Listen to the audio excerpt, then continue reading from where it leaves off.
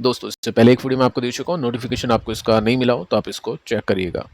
So US market से शुरू करते हैं। देखिए डाउ जोन्स में अभी तेजी है, 214 पॉइंट्स का जंप है, 41% की यानी बीपीएस की तेजी आप इसमें देख सकते हैं। नैस्डैक की बात करें तो पॉइंट नहीं, यहाँ पे तो 1% से भी ज़्यादा की तेजी है। नैस्डैक अच्छा करा है, 286 पॉइंट्स का जंप है। और साथ में फैंग की बात करें तो यहाँ पे भी 1.31% का जंप है।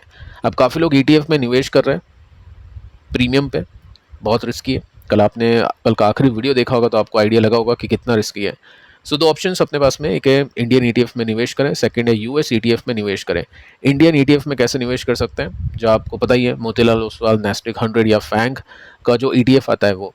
लेकिन अगर आपको यूएस मार्केट में जो ईटीएफ होते हैं जिसमें प्रीमियम का लफड़ा नहीं होता है, जैसा नैस्डैक चलता है वैसा ईटीएफ चलते हैं, बल्कि करेंसी अप्रिसिएशन का जो बेनिफिट है वो भी मिलता है, सो वो बेटर होगा या फिर नहीं, टैक्स कितना लगता है या फिर क्या कॉम्प्लेक्स आपको हम बोल सकते हैं प्रोसीजर फॉलो करना पड़ेगा, वो भी हमने उसके ऊपर डिस्कस किया। तो आप उसको चेक करिएगा। फाइनली आप जो भी डिसीजन लेना चाहते हैं उसके बेसिस पे होना चाहिए, क्योंकि काफ़ी लोगों को नहीं पता है कि बाहर के जो ईटीएफ है उनमें टैक्स अलग तरह से लगता है, कैपिटल गेन टैक्स अलग होता है और साथ में कुछ और भी टैक्सेशन की फॉर्मेलिटीज़ आपको पूरी करनी पड़ती है। सो यहाँ पे आते हैं, सबसे पहले हम देखते हैं ब्रेंट को कि ब्रेंट की क्या सिचुएशन है। यहाँ पे 1% का जंप है, कुछ खास बड़ी तेजी नहीं है, विच इज़ गुड। और इसके साथ में हम देख लेते हैं गिफ्ट निफ्टी को भी, जो कि न्यूट्रल है, यानी यूएस मार्केट में जो तेजी चल रही है उसका इम्पैक्ट आपको शायद कल देखने को ना मिले। फिलहाल अभी का डेटा तो हमको यही बता रहा है, ठीक है। अब देखिए यूएस मार्केट की सिचुएशन क्या है या फिर ग्लोबल सिचुएशन क्या है, उसको चेक कर लेते हैं। आज के फर्स्ट वीडियो में मैंने आपको बताया था कि ट्रम्प अनाउंस कर चुका है मीटिंग ईरान के साथ में, कतर के अंदर, दोहा के अंदर, और ईरान ने इसको अग्री नहीं किया है, कोई मीटिंग का कंफर्मेशन दिया नहीं है, लेकिन एक्चुअली मीटिंग होगी कल के दिन, ऐसा यहाँ पे बोला जा रहा है। आपको पता ही ऐसा क्यों होता है कि ईरान अग्री नहीं करता है फिर कल मीटिंग भी कर लेगा, क्योंकि दो ग्रुप हैं, डिवाइडेड है, एक ग्रुप डिफरेंट सोच रखता है, एक ग्रुप डिफरेंट सोच रखता है, ठीक है। साथ में इजराइल, ये एक सबसे इंपॉर्टेंट फैक्टर हो चुका है मार्केट को लेकर। इजराइल को भी एमओयू में शामिल किया, उसके बाद में एमओयू से हटा दिया कि लेबनान के ऊपर अटैक कर सकता है, बाकी और कंट्रीज़ के ऊपर अटैक कर सकता है इजराइल, जो भी उनके दुश्मन है। सो टर्की ने यहाँ पे कंडेम किया कि सीरिया में जो आक्रमण किया है इजराइल ने वो नहीं करना चाहिए था। ये अभी की लेटेस्ट न्यूज़ है, आप देख सकते हैं, रात को 8 बजे के आसपास की अपडेट है, ठीक है। इसके साथ में आप ये देखोगे कि इजराइल ने स्ट्राइक की है सेंट्रल गाजा, यहाँ पे 3 लोगों की जान ली गई है, ठीक है। सो इजराइल की जो फोर्स है वो जारी है अपना काम करने में, और ऑब्वियस है कि इजराइल के साथ जो पहले से फाइट चल रही है वो इस एमओयू में नहीं आएगी। सो ये सब चीज़ें आप देख सकते हैं, और इसका मतलब यही है कि मार्केट के अंदर ये सब चीज़ें सुने गए, न्यूज़ चलेगी, ब्रांड के ऊपर इम्पैक्ट होगा और उसके बेसिस पे मार्केट परफॉर्म करेगा।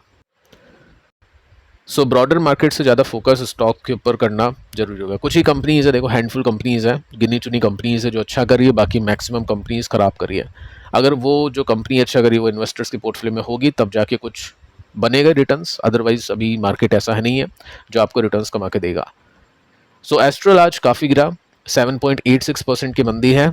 और कैसे गिर गया इतना ज़्यादा, आज तो काफ़ी सारी कंपनीज़ है जो 10-10% गिरी है, परसिस्टेंट 10% क्रैश पिछले वीडियो में बातचीत की है, और ये भी आप देख सकते हैं 8% के आसपास का डिक्लाइन है।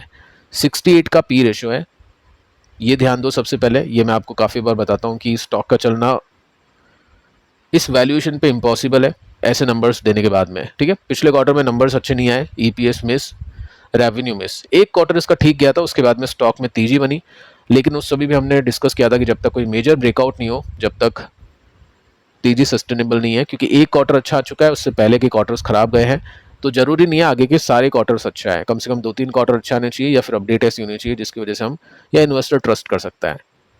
और वो सब चीज़ें आपको करने की आवश्यकता नहीं है, आपको टेक्निकल सी बता देगी कि इन्वेस्टर कहाँ पे ट्रस्ट कर रहे हैं, कहाँ पे नहीं कर रहे हैं। सो एक न्यूज़ आती है जिसमें केमिकल जो बिजनेस इसके पास में है, आपको पता ही है पिडिलाइट के पास में जो प्रोडक्ट्स हैं एडेसिव्स के, ठीक है, वैसे ही जो एडेसिव्स है वो एस्ट्रल भी बना के बेचता है अपने ब्रांड के थ्रू, ठीक है। सो यहाँ पे बात यह की है कि केमिकल जो बिजनेस है वो डीमर्ज करो, इससे हटा दो, और जो पाइप का बिजनेस है वो सेपरेटली रहने दो। अब यहाँ पे प्रॉब्लम लगी, एनालिस्ट को प्रॉब्लम लगी, क्या प्रॉब्लम लगी उसको देख लेते हैं। प्रॉब्लम दोस्तों ये है कि डीमर्जर की वजह से प्राइमरी जो फोकस है वो प्लम्बिंग और बिल्डिंग मटेरियल बिजनेस के ऊपर हो जाएगा। इसका मतलब ये जो बिजनेस है ये अच्छा नहीं कर पा रहा है। अगर आप प्रिंस पाइप को देखोगे तो उसका स्टॉक काफ़ी नीचे है।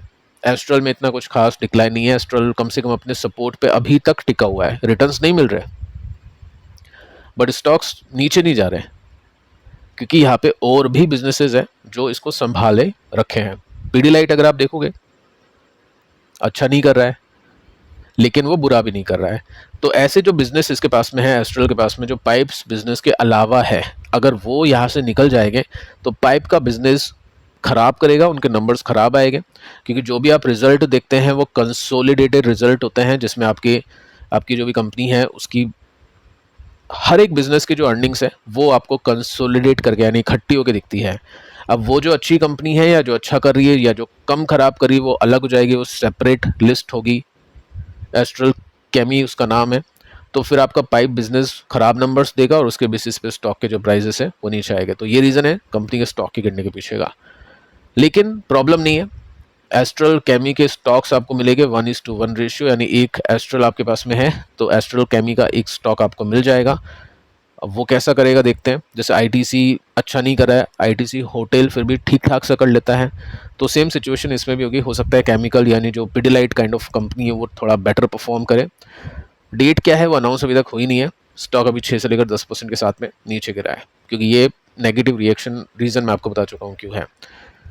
सो डीमर्जर ये क्या करेगा, कैपिटल एलोकेशन और मार्जिन्स को इम्प्रूव करेगा, ऐसा यहाँ पे कहना है कंपनी का। बट मार्केट का थोड़ा सा ध्यान अलग तरह से गया है, वो मैं आपको बता चुका हूँ। जब भी ऐसी न्यूज़ आती है डीमर्जर की तो कुछ कंपनी निकलती है तो स्टॉक गिरा देते हैं पहले से ही। वो डीमर्ज होने से पहले ही एक तरह से आप बोल सकते हो उस चीज़ को निकाल देते हैं स्टॉक के प्राइस में से।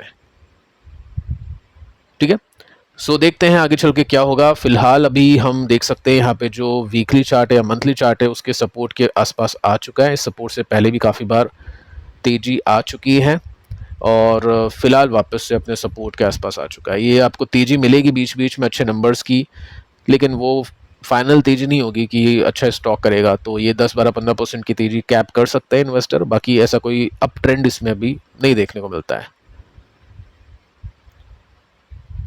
नेटवेब, काफ़ी लोग क्वेश्चन करें इसको लेकर पिछले वीडियो के कमेंट के अंदर। 9% के साथ में ये क्रैश हुआ है। 123 का पी रेशियो है इसका। नंबर्स इस क्वार्टर में अच्छे नहीं थे, पिछले क्वार्टर में बहुत कमाल के थे। ठीक है, सबसे पहले देखिए दोस्तों, मैं आपको टेक्निकल्स पे लेके चलता हूँ और आपको थोड़ा सा रिमाइंड करवाने की कोशिश करता हूँ। अभी कल परसों ही हमने बात की थी, स्टॉक यहाँ पे था। ठीक है, ये इस फेज़ के अंदर आप वीडियो देख सकते हैं पिछले उठा के। किसी ने कमेंट किया था सर मैंने हैवीली यहाँ पे निवेश कर रखा है नेटवेब के अंदर, और उस दिन स्टॉक गिरा था। जैसे आप ये लाल कैंडल देख पा रहे हैं, उस दिन की बात है।